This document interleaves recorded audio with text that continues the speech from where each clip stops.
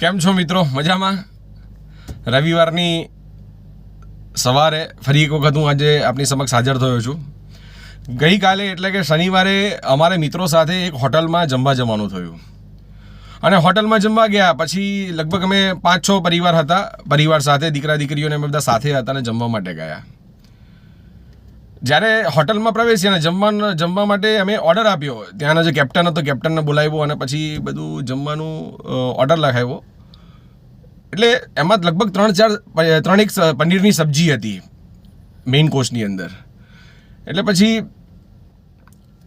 કેપ્ટને એ પનીરની સબ્જી નોંધી લીધી અને પછી જ્યારે સ્ટાર્ટરને બધું પૂરું થયું, સૂપ ને બધું પૂરું થયું એટલે પછી મેઇન કોર્સ સર્વ કરવા માટે કેપ્ટન આવ્યો અને પછી અમારી જે પ્લેટ લાગેલી હતી પ્લેટ્સની અંદર બધી જગ્યાએ એમને થોડું પનીરનું શાક જે પ્રમાણે ક્વોન્ટિટી હતી એ પ્રમાણે એને પીરસ્યું.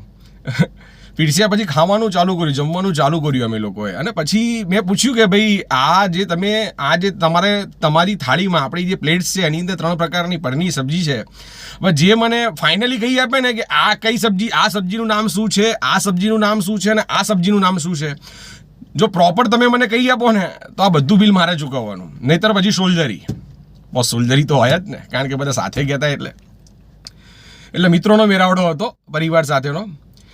એટલે લગભગ અમારા 6 મિત્રોના પરિવાર અસમંજસમાં પડી ગયા કે આપણે સબ્જી તો મંગાવી છે પનીરની, પણ કઈ સબ્જીનું નામ, શું પ્રોપર નામ છે એ કોઈને ખબર નહીં. એટલે મિત્રો આવું જ આપણા દરેકનું આવું જ હોય છે. આપણે બધા હોટલમાં જઈએ છીએ, પનીરની સબ્જીની 2-3 સબ્જી પનીરની સબ્જીના નામ આપીએ છીએ.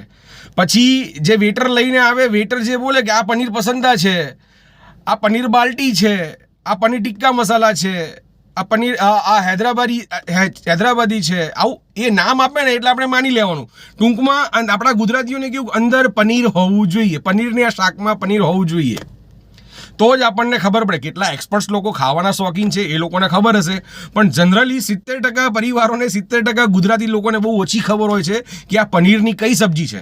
ખાલી અંદર પનીર હોય એટલે માની લેવાનું કે આપણે પનીરની XYZ સબ્જી છે, આપણે જે ઓર્ડર આપ્યો છે ને એ જ સબ્જી છે. શું કહો મિત્રો? આવું ક્યારેક થાય છે તમારે?